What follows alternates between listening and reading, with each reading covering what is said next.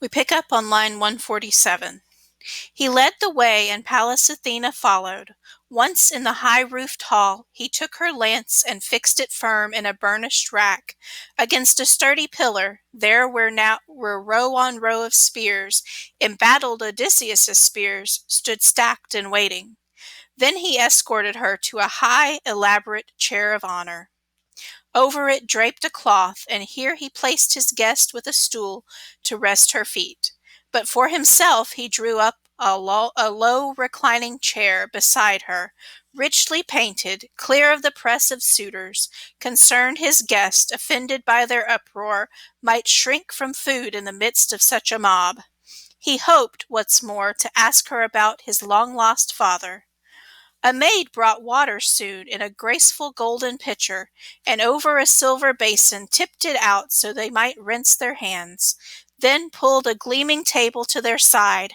A staid housekeeper brought on bread to serve them, appetizers aplenty too, lavish with her bounty. A carver lifted platters of meat toward them, meats of every sort, and sat beside them golden cups, and time and again a page came round and poured them wine. But now the suitors trooped in, with all their swagger, and took their seats on low and high-backed chairs. Heralds poured water over their hands for rinsing. Serving maids brought bread heaped high in trays, and the young men brimmed the mixing bowls with wine. They reached out for the good things that lay at hand, and when they put aside desire for food and drink, the suitors set their minds on other pleasures, song and dancing, all that crowns a feast. A herald placed an ornate lyre in Phemius's hands, the bard who always performed among them there. They forced the man to sing a rippling prelude, and no sooner had he struck up his rousing song than Telemachus, head close to Athena's sparkling eyes, spoke low to his guest so no one else could hear. "Dear stranger, would you be shocked by what I say? Look at them over there, not a care in the world, just lyres and tunes. It's easy for them, all right. They feed on another's goods and go scot-free. A man whose white bones lie strewn in the rain somewhere, rotting away on land, or rolling down the ocean's salty swells. But that man, if they caught sight of him home in Ithaca, by God, they'd all pray to be faster on their feet than richer in bars of gold and heavy robes. But now, no use. He's died a wretched death. No comforts left for us, not even if someone, somewhere, says he's coming home. The day of his return will never dawn. Enough. Tell me about yourself now, clearly, point by point. Who are you? Where are you from? Your city? Your parents? What sort of vessel brought you? Why did the sailors land you here in Ithaca?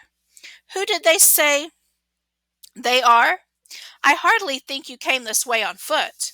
And tell me this for a fact. I need to know. Is this your first time here? Or are you a friend of father's, a guest from the old days? Once, crowds of other men would come to our house on visits, visitor that he was when he walked among the living. Her eyes glinting, Goddess Athena answered, "My whole story, of course. I'll tell it point by point. Wise old Anchialus was my father. My name is Mentes, lord of the Taphian men who love their oars, and here I've come just now with ship and crew, sailing the wine-dark sea to foreign ports of call, to Temesi, out for bronze, our cargo gleaming iron. Our ship lies moored off farmlands far from town, riding in Rithron Cove, beneath Mount Nion's woods. As for the ties between your father and myself, we've been friends forever, I'm proud to say, and he would bear me out if you went and questioned old Lord Laertes. He, I gather, no longer ventures into town, but lives a life of hardship all to himself, off on his farmstead with an aged serving woman who tends him well, who gives him food and drink, when weariness has taken hold of his weathered limbs, from hauling himself along his vineyard's steep slopes. And now I've come, and why? I heard that he was back, your father, that is, But no, the gods thwart his passage. Yet I tell you, great Odysseus is not dead. He's still alive, somewhere in this wide world, held captive, out at sea, on a wave-washed island, and hard men, savages, somehow hold him back against his will. Wait, I'll make you a prophecy, one the immortal gods have planted in my mind. It will come true, I think, though I am hardly a seer or know the flights of birds. He won't be gone long from the native land he loves, not even if iron shackles bind your father down. He's plodding away to journey home at last. He's never at a loss. But come, please, tell me about yourself now, point by point. You're truly Odysseus's son? You've sprung up so. Uncanny resemblance. The head and the fine eyes. I see him now. How often we used to meet in the old days before he embarked for Troy, where other Argive captains, all the best men, sailed in the long curved ships. From then to this very day, I have not set eyes on Odysseus, or he on me. And young Telemachus cautiously replied, I'll try, my friend, to give you a frank answer. Mother has always told me I'm his son, it's true, but I am not so certain. Who, on his own, has ever really known who gave him life? Would to God I'd been the son of a happy man whom old age overtook in the midst of his possessions. Now, think of the most unlucky mortal ever born. Since you ask me, yes, they say I am his son.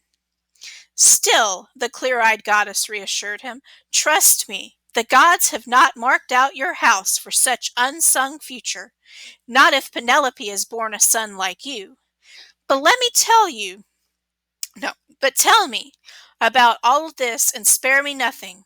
What's this banqueting, this crowd carousing here, and what part do you play yourself? Some wedding feast, some festival? Hardly a potluck supper, I would say. How obscenely they lounge and swagger here. Look, gorging in your house. Why, any man of sense who chanced among them would be outraged, seeing such behavior.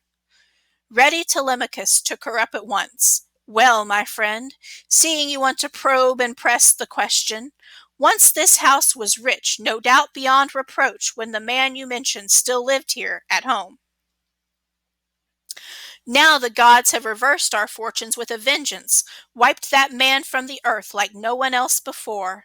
I would never have grieved so much about his death if he'd gone down with comrades off in Troy, or died in the arms of loved ones once he had wound down the long coil of war. Then all united Achaea would have raised his tomb, and he'd have won his son great fame for years to come. But now the whirlwinds have ripped him away, no fame for him. He's lost and gone now, out of sight, out of mind, and he's left me tears and grief. Nor do I rack my heart and grieve for him alone, no longer. Now the gods have invented other miseries to plague me. Listen, all the nobles who rule the islands round about, Dulichion and Same, and wooded Zacynthus too, and all who lord it in rocky Ithaca as well, down to the last man, they court my mother, they lay waste my house, and mother, she neither rejects a marriage she despises, nor can she bear to bring the courting to an end, while they continue to bleed my household white. Soon, you wait, they'll grind me down as well.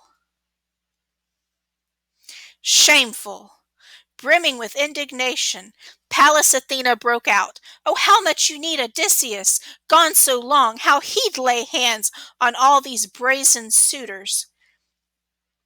If only he would appear now at his house's outer gates and take his stand, armed with his helmet, shield, and pair of spears, as strong as the man I glimpsed that first time in our own house, drinking wine and reveling there, just come from Ephyria, visiting Ilus, Mermerus' son.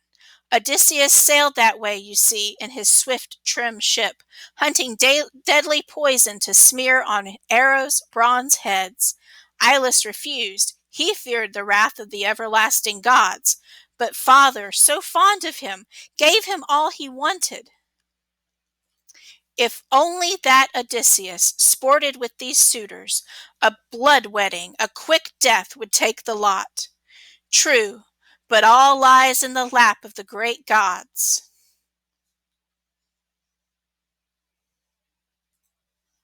Whether or not he'll come and pay them back here in his own house. But you, I urge you, think how to drive these suitors from your halls. Come now, listen closely, take my words to heart. At daybreak, summon the island's lords to full assembly. Give your orders. Oh, wow, I read a little bit too far. We're going to go ahead and pause there.